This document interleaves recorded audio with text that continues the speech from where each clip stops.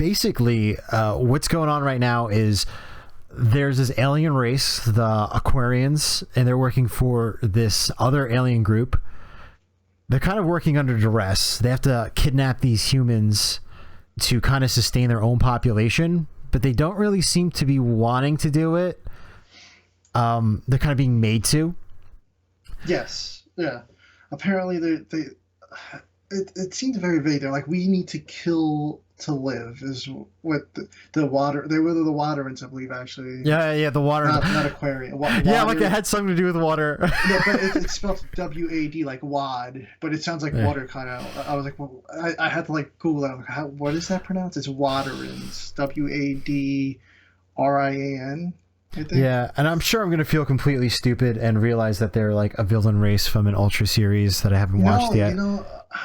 I've never heard of them, and I did some Googling, and I was like, I feel like I've never heard of that race, and I don't think they existed. They were something new. Yeah, because the season 1 had so many throwbacks to Ultra series that aren't canon to this series. And this series, the only thing that happened was presumably Ultra Q, definitely Ultraman, and then after that, anything that's referenced is just a reference and not an actual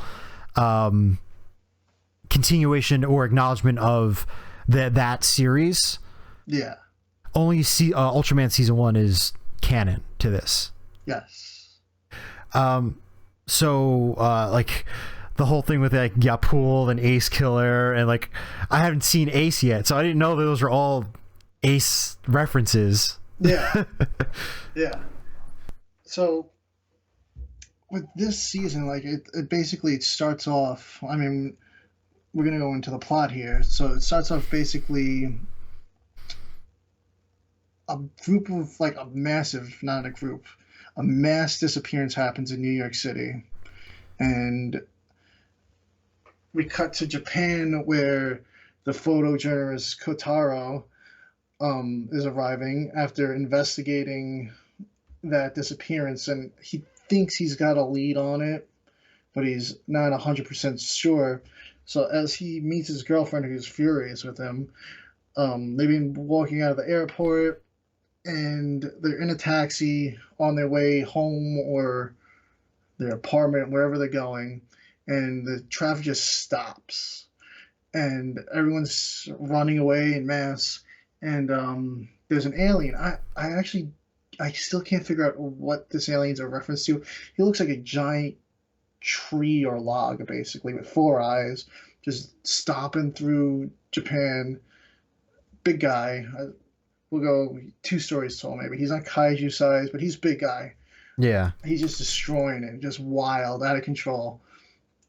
Shinjiro happens to be meeting with Rena at the time, and he's the nearest to it, so he goes over there, is fighting this alien.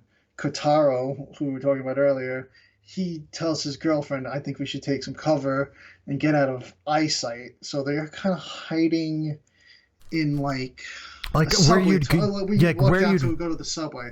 They're kind of out of sight. So he's testing out this theory. So Shinjiro's fighting him. He seems to be doing well at first. He thinks he got him, but he's getting his ass kicked. And then Moriboshi shows up on the scene, and it's an alien that Moriboshi knows. He kind of shows up and he recognizes him and goes, "Oh, why are you doing this?" Like, he knows that this alien is normally not like this. So he's a little confused about what's going on, but he jumps in. They take down the alien. Everyone's celebrating and cheering, jumping around, taking pictures of them. But then the alien gets back up and whacks Moriboshi away, I believe. And then Shinjiro's just about to take down this alien. And then we cut back to Kotaro in the subway tunnel over there watching. And he spots these group of ladies in like French maid outfits, and they're all wearing masks, and he kind of sees them like grouping up like they're planning something. The main commander kind of points somewhere. You can see the commander's got blue skin, so you know she's an alien. You don't know what's behind the mask of the other ladies. Shinjiro's about to hit his final blow on this alien, and all of a sudden, boom! Everyone in Japan has now disappeared, but Kotaro, who thought he was fine, and Moriboshi. Why didn't Moriboshi? Oh, he was in the bus. Yeah, Moriboshi got knocked into a bus, so he had a bus on top of him. So he was out of sight. So the way that this disappearing technology works is if anyone that has a camera pointed towards them will disappear. To the internet, yes, and connect to the internet. Yeah, yes, it disappears. Taro's a photojournalist, so he had his camera on him. But it's a film camera. Well, actually, it was a digital camera. It just wasn't connected to the internet. Yeah. So he's trying to get to Moriboshi, who's just like I'm out of here. Like, you just realize everybody's missing. He just goes, I'm out of here. And all that's left of Shinjiro is his armor. He sees Shinjiro just standing there in the last pose that he was in, and he goes to touch him, and the helmet just rolls off his head, and it's just an empty armor. Yeah. So, Kotaro's trying to be like, oh, I think I know what's going on, and Moriboshi's just always forever curmudgeon, and just goes, you can talk to a police officer, and just leaves.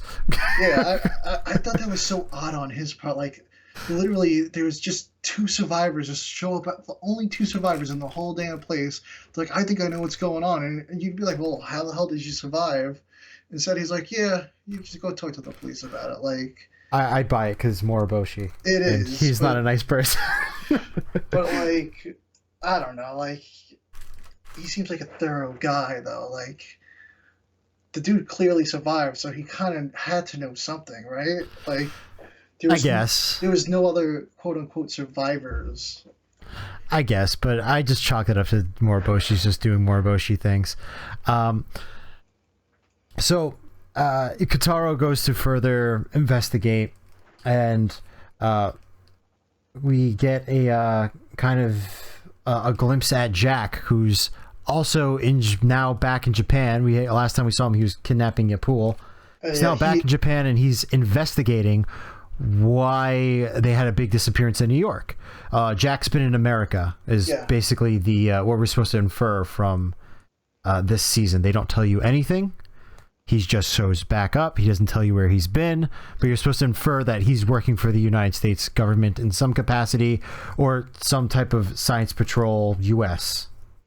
Yeah, I mean, he also works for the Star Cluster Council too. We found out at the end of the first season. When he kidnapped Yapul, quote unquote kidnapped, and now they're like buddies. I was gonna basically get to that later on, but like, Yapul's like his man in the van now. Like, he builds the suits and gives him all this cool tech and gives him intel, and they never address him being kidnapped or anything like that. Yapul doesn't even reference like, hey, remember that time you threw me in a helicopter? It's not like, or it might be like, I'm not necessarily in America because I want to be. Make it look like a kidnapping. Like, maybe they're like, oh, we gotta make it look like he got kidnapped. Yeah. I don't know. It was like a... Or maybe, Jack knew more than he was letting on and told Yapul, like, hey, sorry, I had to kidnap you, but this is the reason why I'm investigating this. They don't explain anything. I'm hoping we get something next season. Yeah. I mean, like, I know there's a manga, but it almost feels like, well, this season's completely off the track of the manga now. The show has become its own thing, separate from the manga. Which I'd honestly rather have, because if it was just following the manga, then I'd just read the manga, know? Yeah. Like, I almost feel like now they should kind of do a comic to, like, kind of fill in the gaps in between, but, like, the manga already exists, so I doubt that's going to happen, unfortunately. Yeah. Unless they do a spin-off show. That's my other hope, is that maybe they'll do a spin-off show, because the way it's going, it seems like it could totally work a spin-off show. Yeah. So just to continue on, Kotaro is just continuing to investigate these strange happenings. He finds out where those French maid dressed looking women work. Yeah, they were literally like right there. They're like, oh yeah, here, we're just stepping out. They're like hanging out in front of our building. Like they made everybody disappear. They were like, get off our lawn, and like they just went back into their house. Well, there wasn't a house. It was like a club. Was it? It was like a club. It was a club. that nobody's allowed in apparently. Well, it's like a not a gentleman's club, but like a private club. Yeah. So you have to be a member to get in, and there's like almost nobody that's a member. And they're the only members. Yeah. So it's a front. yeah. So it's later in the night. He gives his girlfriend the camera to go talk to the Science Patrol because the Science Patrol is still there. Yeah. And he goes and investigates. They kind of catch on that they're going to be had, the Waterins, so they basically go send a hit squad to go make the girlfriend disappear.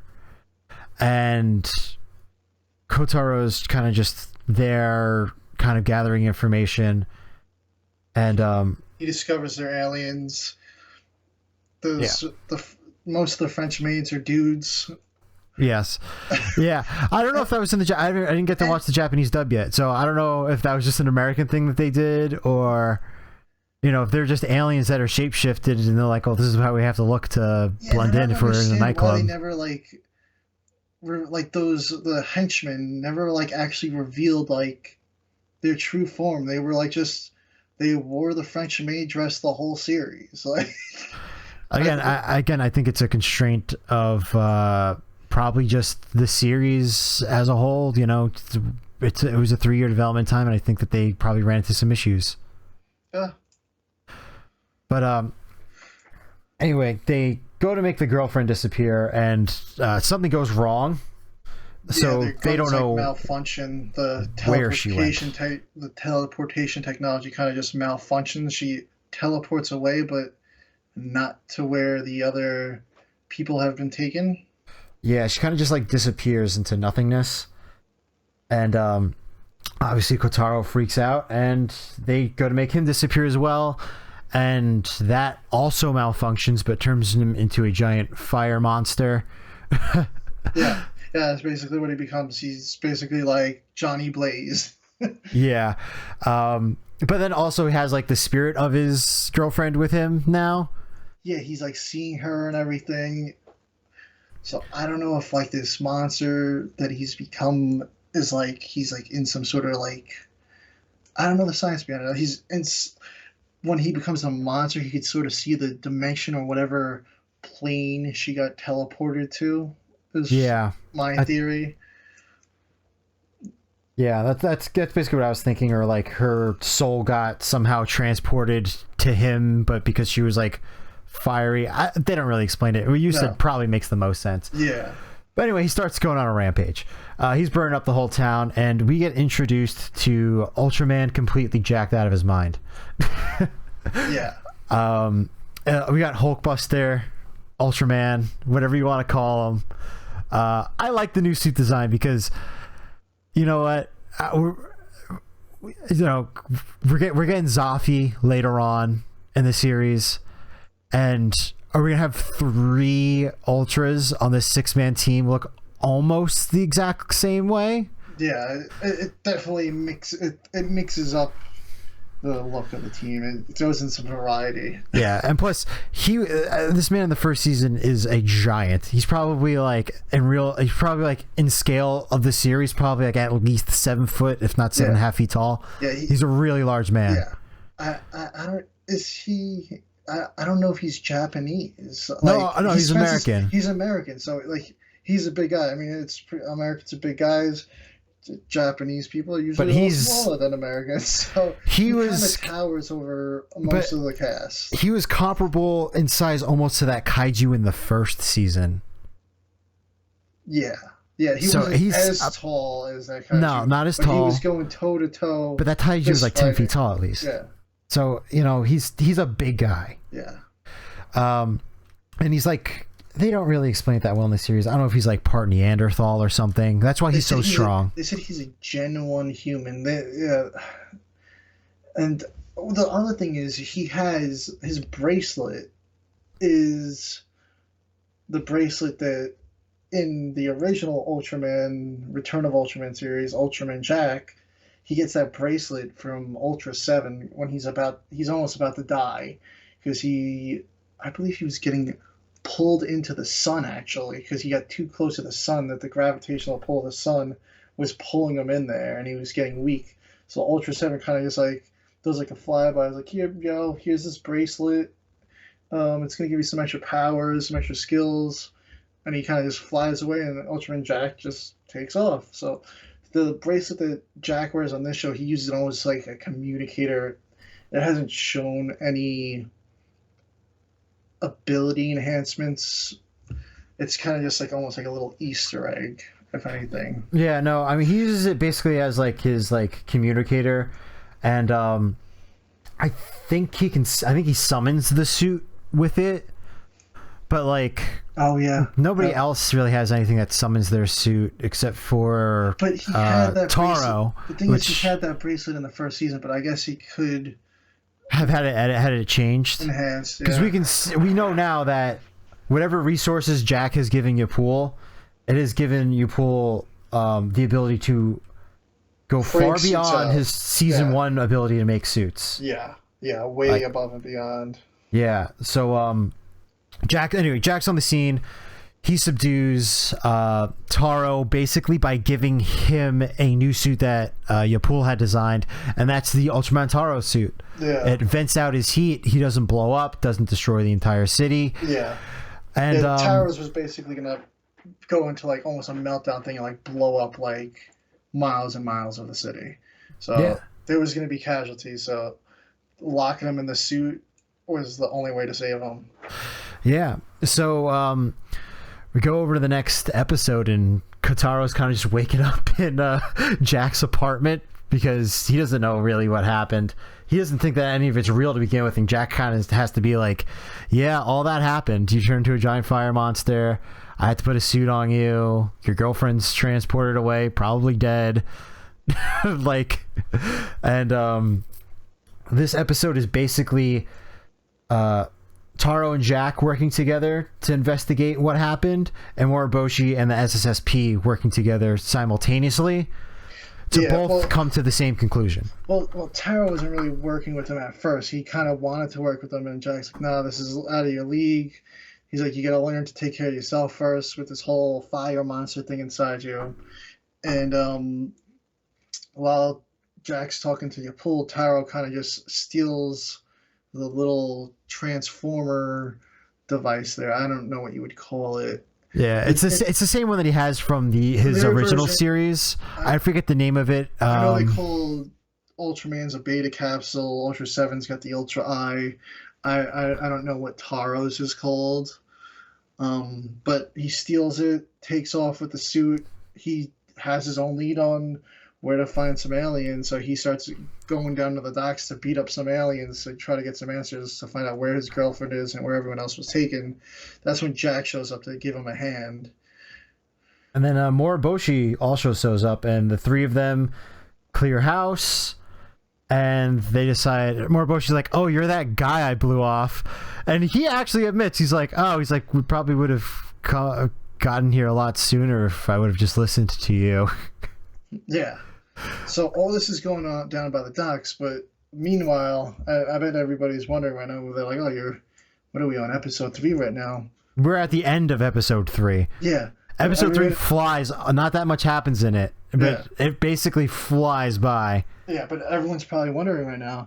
We're talking about 3 episodes. Where's Shinjiro? He got teleported in the first episode. Well, we get glimpses, very short glimpses of him throughout the first 3 episodes. He's in. I don't know. He's in and out a little bit. He's been knocked unconscious. He doesn't really know what's going on. Yeah, in the second episode, he's in like a field where everyone's almost like kind of like he's floating in like a field wherever they teleport him to this plane. Everyone's frozen and floating in space, but because he's got Ultraman in him, he's the only one that's awake. So he starts flying around trying to find somewhere he could go. He finds Rena, because Rena was there at the time and she got teleported, so he's trying to wake her up. And then when they figure out that they abducted an Ultraman, they kind of knock him out and they pull him out. And now he's like in a restraint, and he's kind of watching the main villain, Maya. well, she's not the main villain. She's the queen that's working for the main villain, which is the Black Sun. It's Yeah. a, it's. I did a little research. Like I said, I'm only on Return of Ultraman right now. The Black Sun is not mentioned until some of the later series, and from what I could see, the Black Sun's just a planet where a couple of aliens come from. So he did have like a group of different aliens that seemed to be like his little buddies or henchmen, but he's kind of a new character as well. Yeah. But he also states at the end of, was it the second episode? When did he make his declaration? It was the end of the second episode. Yeah, he states that he wants half of the human population turned over to him by the end of the following day. Is that correct, right? Yes, or he'll destroy half of the human population. Yes. So, I don't know. It's kind of a weird threat. I don't know. A little convoluted. Yeah.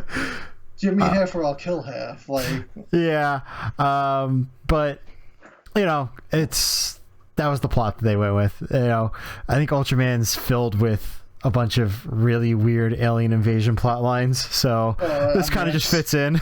that's all Ultra 7 was. Every episode was an alien invasion.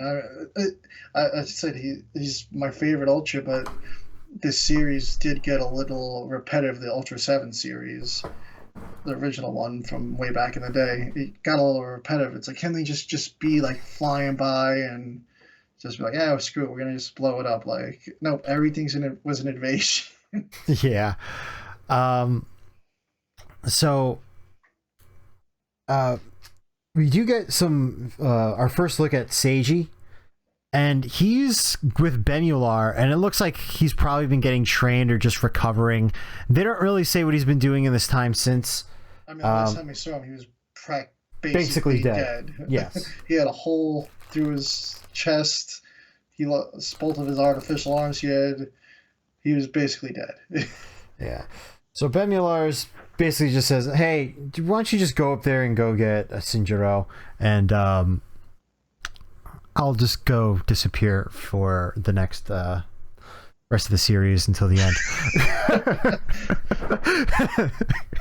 Basically, Bemular doesn't want to interfere, is what I've basically gathered. Is Bemular wants to see if these Ultramen can protect the Earth. I don't think he wants to interfere. When he has to, he will. But I think he's very against interfering. I think he only wants to help when he absolutely has to. Yeah, he's like a watcher. Yeah, basically, and just coming in when he needs to, but quickly getting out. Yeah. So the next couple episodes, the second half of the series, basically what happens is they learn how to reverse the whole cell phone tech, and they're like, we're just going to set off this giant bomb and kill all the Ultramen that are down there, because it's kind of revealed now that they want to capture all of the Ultramen. But their main focus is actually Shin Hayata. Yeah, but they don't know how many Ultramen are on Earth. No. They think that it's just 2. Yeah, they think it's just Hayata and Shinjiro. And then they're like, oh, it's 3, which was, Ultra 7. And then they don't know about Jack and Ace and Taro. So, like, they're always surprised whenever they see a new Ultraman coming in. They're like, what, there's more? No, there's 2 of them. Yeah. But, well, we start to get a little bit more of the alien plot, because you start seeing Shinjiro more in the second half. And you kind of get a turn from the Waterin Queen. They slowly kind of break her, and she's like, you're right, there's definitely a way that we could solve this without violence. But she's like the last of her race. It's just her and like her 2 henchmen, so she's just like, she's seen enough death that she's just desperate. She's like, we gotta do something to save my race, but yeah, don't go. Yeah, so they kind of finally break her down, and she's like, okay, I'm gonna help. At this point, Seiji has made it into the space station and has kind of like been sneaking around a little bit. Yes, and when Black Star finds out that she's gonna kind of help them out and reverse all the people that she saw teleporting, he just kind of kills her. Yeah. Yeah. He kind of has like a little like fine, I'll do it myself thing. Like he goes to the SSSP, he kidnaps Shin Hayata. Yeah, he like sort of splits himself because he's at that point he's invading the SSSP, and he's up there on the space station. What did they call that thing? The Golden Fortress, they were calling it. Yeah. He's up on the Golden Fortress, and he's in his little chair. He's everywhere, this guy. Yeah. So he kills Maya, who's the queen of these alien Wadarin. She's trying to push the button to free everyone, but like Seiji fights him, but loses his arm.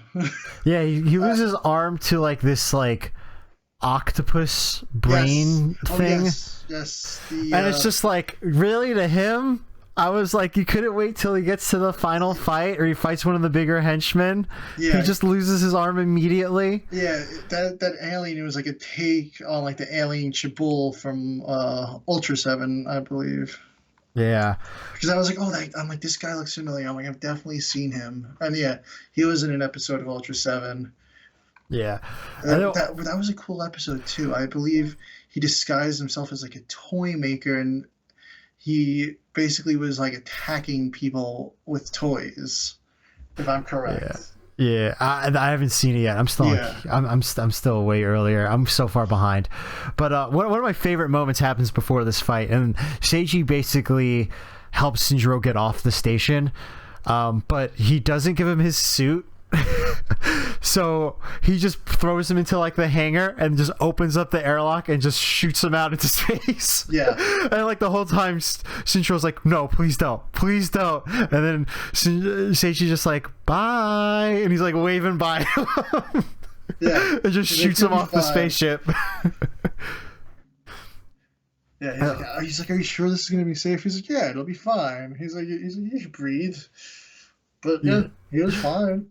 Yeah, he ended up being fine. He burned up a little bit on the re-entry into the atmosphere, but he got his suit back mid-entry to atmosphere, so he's okay. And meanwhile, now that Shinjiro's back, his dad went to go fight Black Star while he's invading the Science Patrol in his old suit, and he gets taken by Black Star.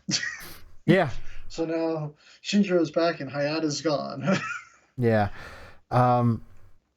So from there, basically, they've run out of their 24-hour window to return everybody. So Black Star's like, okay, we're invading, which is perfect because they wanted to go and save Shin Hayata anyway. So they were going to that ship regardless. And also, at that point, Maya had finally hit the button in her last dying breath to return everybody. So everyone got returned.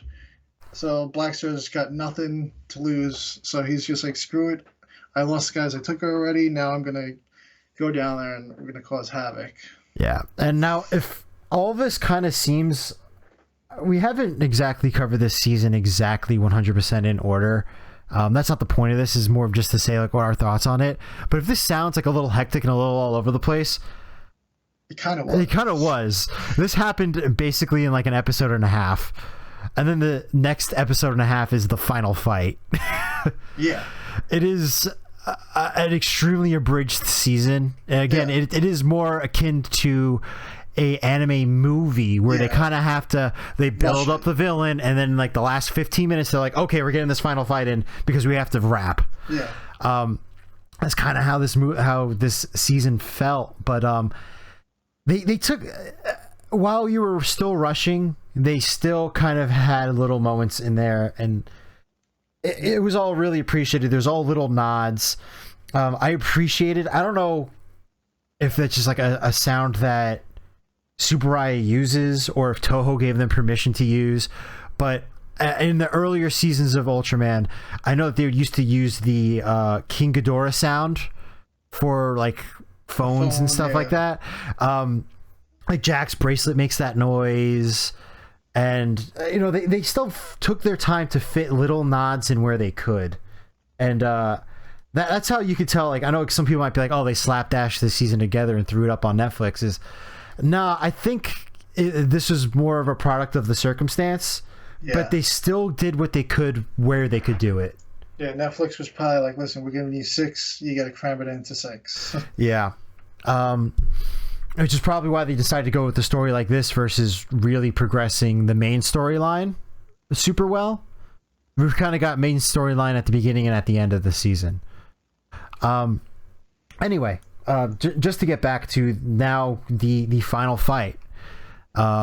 All 5 Ultramen have now gathered together, and they're going to go fight this giant spaceship that's going to be destroying Earth.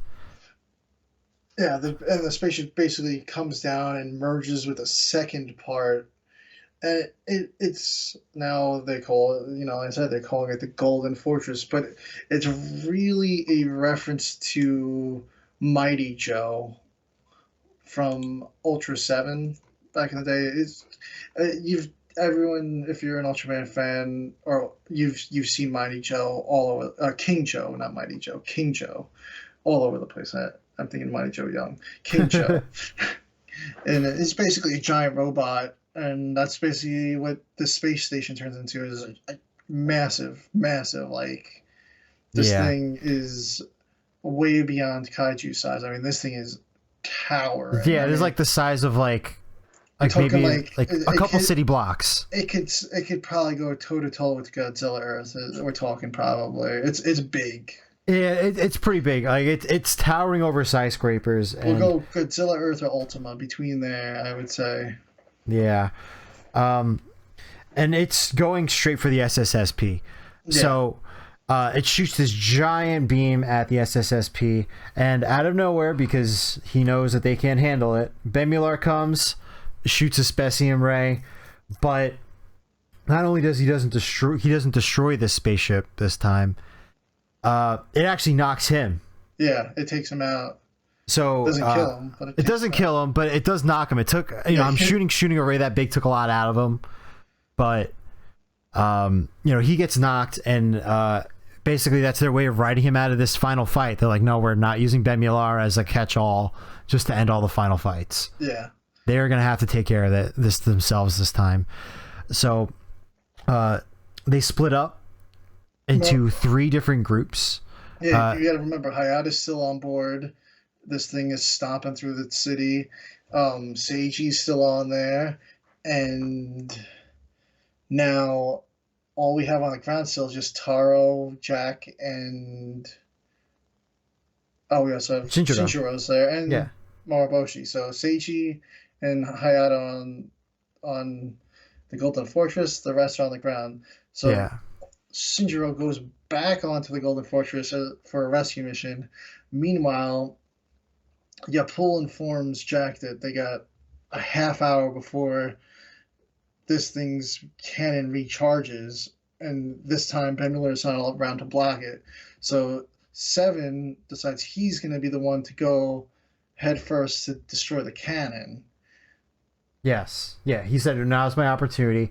So the groups are Moriboshi by himself to destroy the cannon completely by himself. We got Taro and Jack to kind of take the whole machine down from the inside, and then Seiji and Shinjiro is going to meet up with Seiji on the inside and rescue his dad. Those are the 3 missions that they have to complete in this final episode. We get an awesome fight with Moriboshi and one of the aliens. It is probably one of the best fights in the series so far, which is pretty high praise. On the way to the fight, Moriboshi gets teleported this gun that's going to help destroy the cannon, but obviously he doesn't get a chance to use it because he gets into this fight with this alien, and it is just a drag out brawl. The two of them are hitting each other, getting really critical hits on each other. Stabbed. Yeah, Moriboshi's like on death's door, and he beats this guy in the most badass way because it's Moriboshi. And he destroys the cannon all by himself. And the cannon like blows up, and you think, oh, Moriboshi's just bleeding out, and now he's in the middle of this massive explosion. So everyone kind of assumed him dead. Yes. So it cuts over to Taro and Jack, and they're on the ship, and Jack's fighting the second henchman of was it Black Sun? Black Star. Black Star, sorry. And I think the Black Suns is a Star Wars crime syndicate. Yeah. Anyway, he's taken out another heavy, so they're just having a complete just brawl, just two heavies just going at it against each other, and Taro's kind of just fighting all these smaller henchmen guys. But Taro's cool though, because he has his flame abilities, and he's kind of like doing like finger pistols and like shooting people. Yeah. He's just got fire going through him, so he's just like lighting everybody up in his path. Anyone in his way, fire. Yeah. But all the henchmen, they're all alien Bado, I believe is Bado, I believe where they're pronounced. They've appeared throughout the Ultra series. They've been in Ultra 7. They've been in Geed, RB, Taiga. So their alien race has been around in a lot of Ultra series. So they serve as the henchmen for this series. Yeah. And they're on their way to kind of destroy the ship from the inside. So Taro's kind of running ahead while Jack's taking out this heavy, and from there, after we're done with that Jack fight, it cuts over to what Seiji and Shinjiro are doing, and they've gotten into the little throne room area, I guess you can call it, and they are releasing Shin, and they just get absolutely swarmed with those henchmen. Yeah, the alien Bado. Yeah, you know the name better than I do. And like it looks like it's kind of the end because Shinjiro is kind of beat up. Shin is completely gassed. He's got one arm. Yeah. Well, no, Shin, the original Ultraman. Yeah, Shin, yeah. Oh, he's just completely gassed because he's been getting tortured and he's all tied up and stuff. Seiji's got one arm, and Shinjiro had to fight his entire way there. But you know who doesn't have who isn't using any excuses? Moriboshi. Nope. Because he just comes out of nowhere and just kills basically everybody, even though he's completely stabbed and almost dying. He just comes like sprinting down the hallway that's filled with henchmen from behind. He just kills them all. Like, I've been fine. I didn't get blown up. Like Ace, Ultraman, and Shin Hayata, they helped a little bit, but they rallied a little bit after Moriboshi came back. But Moriboshi did like 90% of the work. Oh yeah. And then like maybe they took out one henchman each. Yeah. It's kind of like Marvel What If, where it's like 99% of the team's power is Doctor Strange, and the other 1% is the rest of the team. Yeah. So basically what happens from there is they all get knocked out of the ship, they all escape, and they kind of enter a final battle sequence. They're going to be facing off against Black Sun Star. Oh my god, I keep saying it. What about Kataro? He was still on board the ship though, right? He goes back on. Okay. He goes back on at the end. All right. But he doesn't do that yet because remember they need the awesome little team up shot over here where they're all together, because how could you not get an awesome team up shot? Yeah. And they're not shooting those red lasers. They're being shot at with those red lasers. That's all coming from the Golden Fortress. Yes.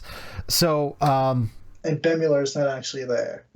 No, Bemular's not dead. That's just for ad purposes. What we get is they're slow walking towards Black Star, and they've been teasing this suit upgrade. Yeah. For the whole series, Shin Hayata's like, he's like, is it ready? And they're like, no, it's not ready. Is it ready? No, it's not ready. yeah, so he finally gets the call that it's ready, and all you see pop up on screen is upgrade initiated, Zafi. Boom, we get Ultraman Zafi. Well, at least this series interpretation of him. And this just kind of goes to like my head that we think that obviously Shin is getting a little bit of his memories back from when he was Ultraman. Oh yeah. No, I think at this point he's got it all mostly back. Yeah. So we got this awesome suit, which is just it's obviously it's a riff on the suit that his son has, but it's just a kind of cool, it's a bit of a cooler design. You get these shoulder circles, you get the lights in the center. Yeah, the few aesthetics that kind of separates Zafi from regular Ultraman. And it's a pretty awesome suit, and it definitely gives him a power upgrade, a significant one. Yeah, because it seemed like the suit that he was using, it didn't even seem like a suit. It was just like, it was like a half suit. It's like, well, what did you have before? I guess he had nothing. Yeah, we had the prototype suit. Remember, he was fighting Bemular? He's had the whole time. He had it was his prototype suit, the same one that he fought Bemular with. Yeah, except he had a helmet. Yeah, well, he had a helmet in this season, but when he fought Bemular, he didn't have a helmet. Yeah. They finally gave him a helmet. Yeah. So, big fight. They're trying to kill Black Sun, but he's just like kind of no-selling everything up until we get this Zafi suit. And then at this point too, we see Black Sun's got the ability to split. I mean, we figured, but he splits into 5 Black Suns and is fighting each Ultraman one-on-one. Yeah, and with Shinjiro and Shin each fighting the main one. Yeah, the 2 of them were fighting the main one, actually. Yeah, that's right, actually. Yeah. Yeah. So finally, they're like, okay, it's game time because we're starting to run out of time. They're gonna destroy the entire city. We take the limiter off. We got the Zafi suit, and they're just going to town on him, and they finally all group together and kill him. But before he was dying, he kind of made it sound like he purposely died. He goes, me dying is the start of this. He goes, this was all part of the plan. Yeah. And we missed a little bit. He kind of like puts like almost like, I don't even know what it was. Like he kind of like it didn't even look like they were really killing him. Like he kind of like put up like this barrier around him. So Shin and Shinjiro, he was absorbing all of their energy. They're hitting him with the specium, right? The 2 of them, and it looks like they're not doing a damn thing. And then Bemular shows up and he unleashes his specium ray, which looks like it's like 5 of their rays put together, and that's what quote unquote finishes off Black Star. Yeah, he was all for it. He's like, give me more. He's like, he also had a golden transformation at some point during this fight, but it didn't really seem like it did that much. No, because he was already kind of overpowered, and then he turned gold, and he was kind of just like still kind of overpowered, but then they just killed him. But again, like they gave him this power up within like the last 2 minutes of this fight. Again, super abridged this series. They were really just trying to get everything in that they could, and I think they did a good enough job. Yeah. Not perfect. I'm not going to go ahead and say like, oh yeah, they did the perfect season. They did, the best. It is what it is. They did a good movie. Yeah, they did a good movie. That's what I'm going to say. This should have been a movie. No, 100%. In my eyes, it was a movie. Yeah. Taro has to make the ultimate sacrifice after this, and he has to destroy the ship. It was the Golden... The Golden Fortress. The Golden Fortress. So he goes supernova, blows himself up.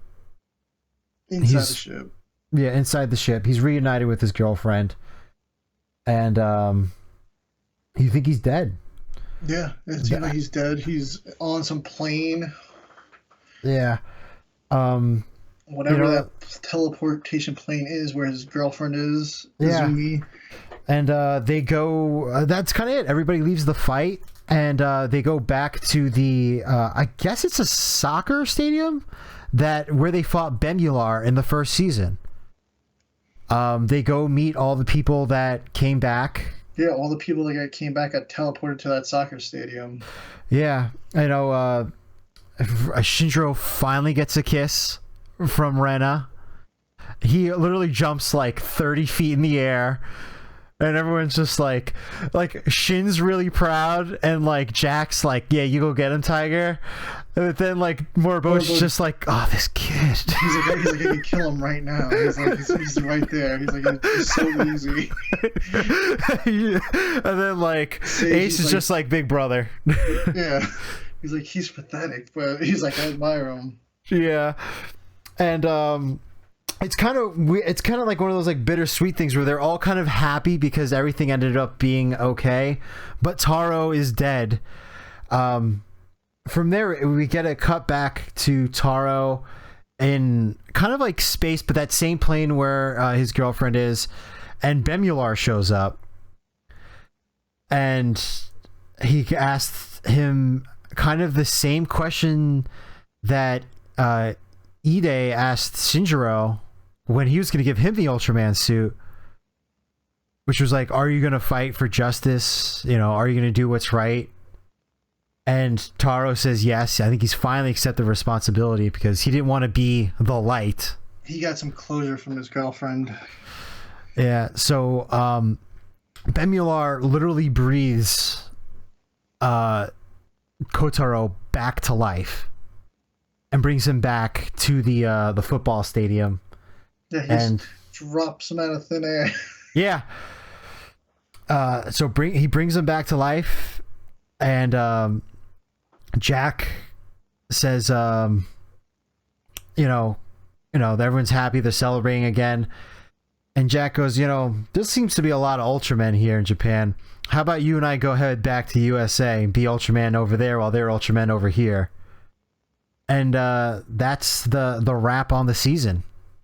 Yeah, and that's that last bit there is what makes me think we could get a spin-off series. I mean, we got season 3 coming up in 2023. I don't know when. Yeah. But hopefully it's sooner, since we know Netflix is not giving anybody long seasons now, apparently, for when it comes to animated. Yeah.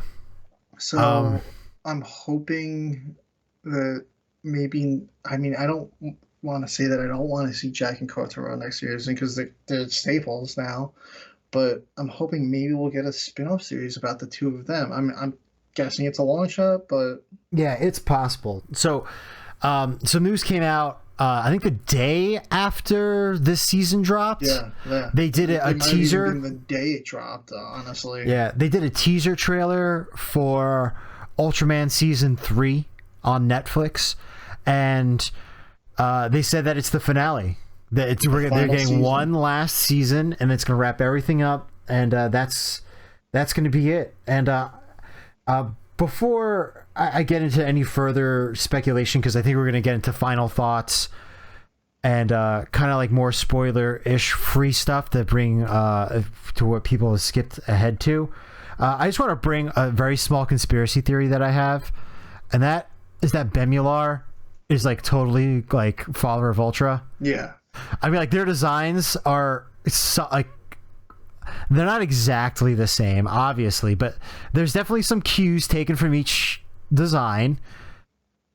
And just with him having such a powerful Specium Ray, he had his arm blown off, and then he kind of comes back, and it's like nothing happened. He brought Taro back to life. He did whatever he did with Seiji. We don't know what he did. He said he's not the first person he saved, which I thought was kind of maybe a reference to Shin Hayata, Yep. Possibly. I'm like, he's definitely, either the light from the original Ultraman in a suit, or he's father of Ultra. He's definitely some type of god tier entity, in my opinion. He has to be. Yeah, 100%. Yeah. I just don't know why he's playing. I guess he's kind of playing God. He's only intervening when he needs to. He sees fit. Yeah. And I also think Moriboshi's an alien, but that's for another video. He's definitely an alien. But yeah. I would love more back. I would love a Moriboshi. Yeah, I would. Yeah, I would love more backstory. I would watch the hell out of a Moriboshi series. I hope we get much more character development this season. I guess we'll wrap up into final thoughts and the Netflix news. So with this being the last season announced on Netflix, I half think that this is the team. It's either Netflix saying we're only going to give you one more season, or it's the team saying, hey, Netflix gave us another season. Maybe we should wrap it up because we don't want to be a show that doesn't get finished, falls to the wayside, gets canceled, like a lot of Netflix series do. And this is such a good series that it just end unresolved would be a complete shame. No, it would. So when I first heard, I was like, this is BS. I can't believe they're doing this.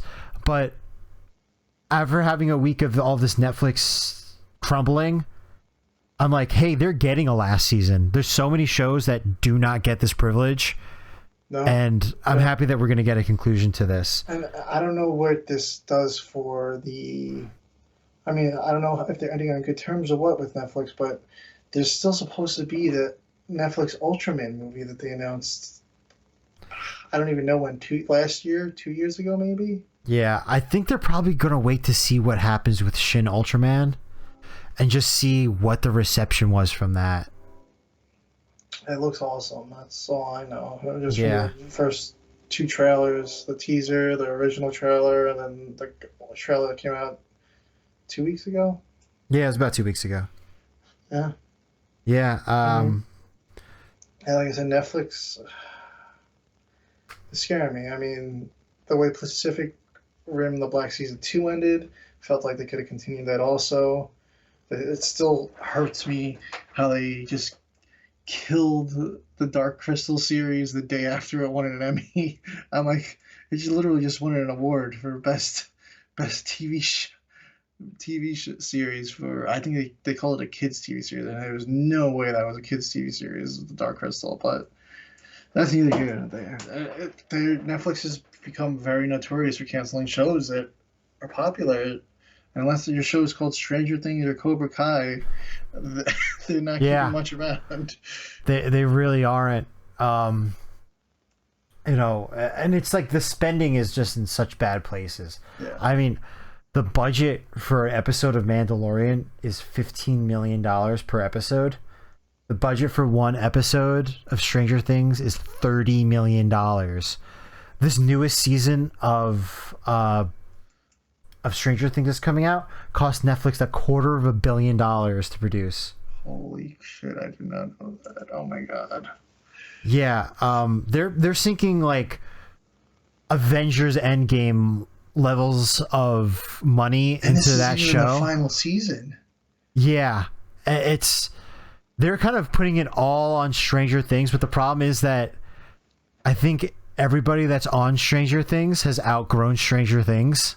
I haven't. I think it's definitely... No, I'm talking about the actors that are on it. Oh yeah, no, the actors, yeah. They're like they're done with that show. Like they got the fame that they wanted from that. I think they're like contractually just doing these seasons now. Yeah, they're gonna do the last season and be happy it's over. And like Millie Bobby Brown's like, I'm just here because I have to finish out this series, and then like she's like, I'm on to doing leads in movies. Like like. She's going to be the breakout star of this entire series. Yeah. I mean, there's been a couple that came out of there, but... Oh, I mean, there's a bunch of stars in that show, but like... The one kid was in the It movies, Ghostbusters. He seems to be sticking to horror. Yeah, but she's... Yeah, she's all... As long as she stays on the straight and narrow and doesn't fall into like kid actor tragedy, she's going to be the runaway star from that show. Yeah. Without a doubt. Um, and But anyway, yeah, back to back season to three. yeah, back. Um, I'd say my hopes for season 3 is that we finally get this whole Star Cluster Council storyline wrapped up. I would like much more character development from these characters because it was such an abridged season of the show. The only character that really got character development was Kotaro, because they had to introduce a new character and get you to like him just as much as all the other characters in the show. Yeah. Like I said, it only took place over a day and a half, barely. So there wasn't a lot of time for development to happen with anybody else either. Yeah. It's that's got to be like my one big gripe with this, is that because it was such a fast pace and because it happened over such a short period of time, only a day and a half in the show, they could only do so much with the character development. And I wish we would have seen more. We're starting to see Shinjiro come to his own and be Ultraman, but it's not like he was where he was at the end of season 1, where the limiter came off and then he had that extra aura around him, or seeing him easily access that. It's not like we got an expansion on anybody else's abilities. I would have liked Seiji's arm to not pop off in the first 5 seconds of him fighting. It almost seems like it's like, oh yeah, she's gonna lose an arm every time he gets into a fight. Yeah, Seiji, yeah. It's almost become like a trope with the show now. Yeah, I'm like, yeah, pop an arm off in the final fight. Make it mean something. But to a floating brain, come on. Like, they're not like his real arms, so he's like, oh yeah, if I lose it, I lose it. Like, so he's kind of just like reckless with them.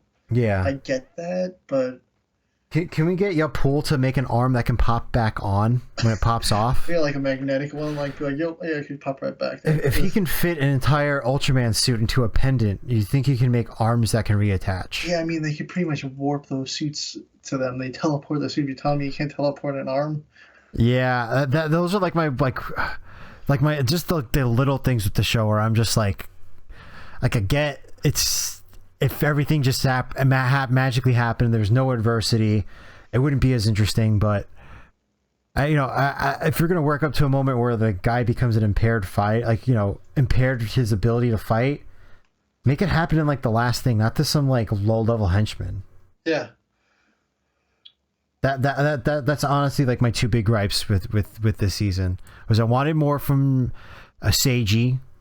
Because, again, he only got introduced in the last 4 episodes of last season, even though they gave him a lot of character development. Yeah. He probably has some of the most in-depth story of any of the characters, but he really seems like, even at the end of this season, I went through all this stuff with Bemilar and I'm still second rate. And they never show that girl it was like his quote-unquote sister that he grew up with. Yeah. Like the alien that he was doing all this for, like they've never even shown her. They only showed her in the flashbacks. Yeah. And like they were so concerned about where she was when that attack on the oil rig happened. Like they never even like showed her on screen. Like, who is she? What's she gonna be? Or are they just gonna be like, let's just we don't have time to do that. We're just gonna pretend he wasn't concerned about her, and we're gonna just carry on our story. I feel like a spin-off for the show is a must, but I just honestly don't think we're gonna get it. I mean, I'm hopeful for it, but maybe we'll get maybe this will be the thing where the show goes, I don't know what the right situation is. I don't know if this is like a joint thing with Netflix where it's like they own the right to the series, and if they want it to show up on another network, someone's gonna have to shell out big bucks. Or if Super Rider can say, hey, we're done with this series, we're going to bring these characters over to a different series over on Crunchyroll. I don't know. Yeah, I would definitely get a physical edition of the series once it's completed. Yeah. I hope that we get something. Yeah, I could have sworn I was reading something that there was a super limited release of the first season. I don't know if it happened in the States. It might have been only in Japan only, but I haven't seen it anywhere, and I don't know. It was a very limited run, from what I understand. But I think we gotta get, once the series is complete, they gotta do a physical release. Yeah. Let me look to see if I can find anything about that. But is there any other release news? We do have a little bit of release news. Yeah, there's some releases we have coming up for what I call quarter two. In May we have we're gonna have Ultraman Meebus. Yeah, which that's coming out on a 6 DVD set. It's gonna have the entire season. It's gonna have the movie and the YouTube specials. Yes, they call them 6 movies, but YouTube specials. There's that. There's a Shout Factory movie, Dinosaur World. It sounds like a straight to TV type of movie. It's about a bunch of pro gamers. They take part in some VR tournament, and it becomes a matter of life and death. I'm assuming if you get killed by the dinosaurs in the game, you get killed in real life, is what I'm assuming. I'm not too sure exactly the full story of that. It seems like a little cash, and they're trying to do it because you got Jurassic World coming out, so they're like, oh, we'll make Dinosaur World. Yeah. And then May 17th, we have SSS Dynazenon, the follow-up series to SSS Gridman. I'm excited for this one because Gridman was great. I mean, I love that. And I believe it's actually made by the same studio that makes Ultraman, actually. No, yeah, I believe it is. It's the same company does it. But it's been out. It was a Funimation release they did. It was streaming I want to say last year.